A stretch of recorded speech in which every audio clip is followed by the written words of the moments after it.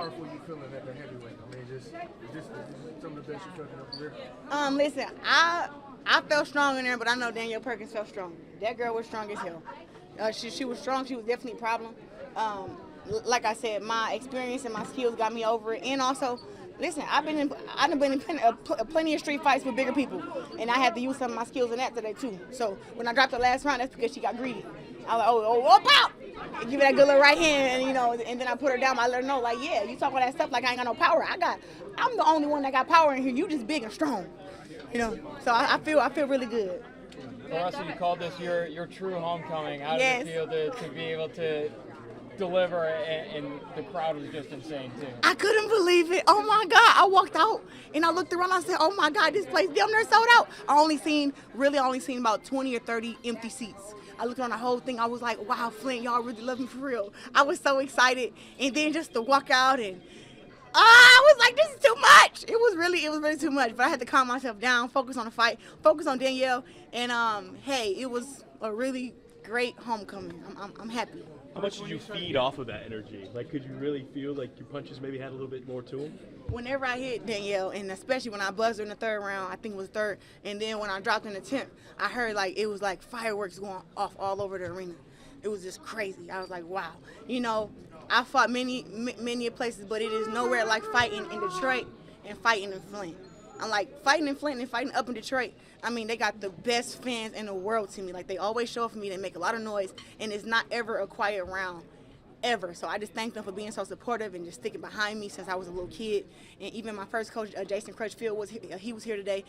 And listen, if he's happy with my performance, I'm happy. So he was happy. Tell me about that moment in the third. They were chanting, whoop that trick, whoop that trick, whoop that trick, and then you got the knockdown. That was a surreal, like, chill-inspiring moment. How did you feel in that? Could you feel the crowd, like Mark was saying, making your punches more powerful? How do you kind of feel about that? Flint is a different type of place. I could tell you that, like, the people that we have here, they are just they are fight fans for one. They're so supportive, and they just, take you for who you are. So them even saying, whip that trick, you would never hear that in no other women's boxing match ever in history, because it's just not even something that people even accept that come from women.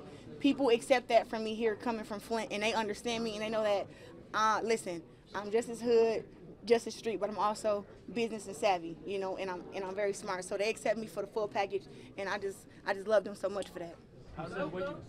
You said what you haven't, or what you have accomplished so far in your career hadn't been enough coming into tonight. How would you kind of reassess that after I don't know. tonight's fight? I don't know. It's too much. I'm a 17-time world champion now, 4-time undisputed.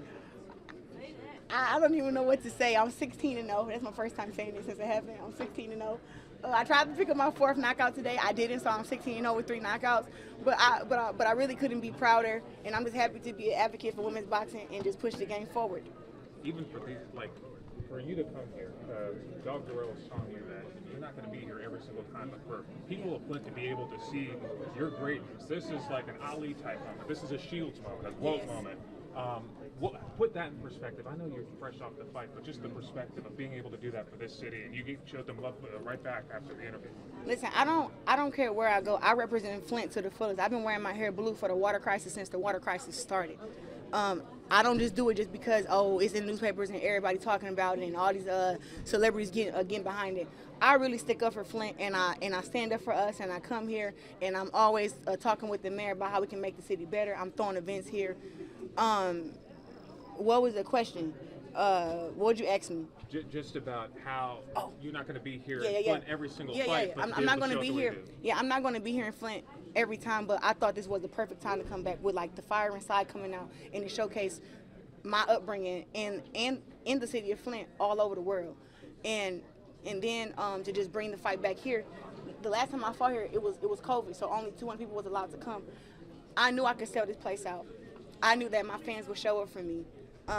I knew, and I wanted to have a historical fight. So to fight for the heavyweight undisputed championship and the first women to ever do that, I was like, this is definitely a big moment for me, and I'm really excited, and I'm happy that I was able to bring it back home, and I was even able to bring a papoose to Flint. So that was what's up. When do you think it'll set in that, I mean, you are the first boxer, 3 different weight classes, to be an undisputed world champion? Will that ever set in, or do you want to just keep keep fighting and then let it set in at the very end of your career? I think I want to keep fighting and let it set in at the very end because I haven't gotten all my endorsements or all my sponsorships yet. So I have some, but it's like I'm waiting to get the 20 million Adidas or 30 million Under Armour and Nike. I'm looking to get. I'm trying to be on the cover of Sports Illustrated. Like I'm still trying to get there. I want to represent all these companies. So I have some work to do, but as far as in boxing goes, I'm just going to keep racking up the wins and racking up the belts and building my brand. That's all I can really do. Obviously, everybody wants to know what's next. That's a common question that people ask, but I'm just curious, is it even possible to top undisputed heavyweight champion of the world? Honestly, it is a hard thing to top, but if anybody can do it, it's me. Okay. I actually I think I'm going to have surgery on my left arm. I tore my labrum last week, so the fight almost didn't happen. So shout out to Denise, Paulina, Heather, and Jenny at the UFC center. They did me all this shock treatment. I wasn't able to lift my arm for 2 or 3 days. So for this fight to even be able to happen, I always give my highest praise and my highest thanks to God because I didn't want to let Flint down, and but I really couldn't use my jab the way that I wanted to, but I did the best that I could. I iced it. I did the therapy. Now I think I may have to have like maybe a shoulder surgery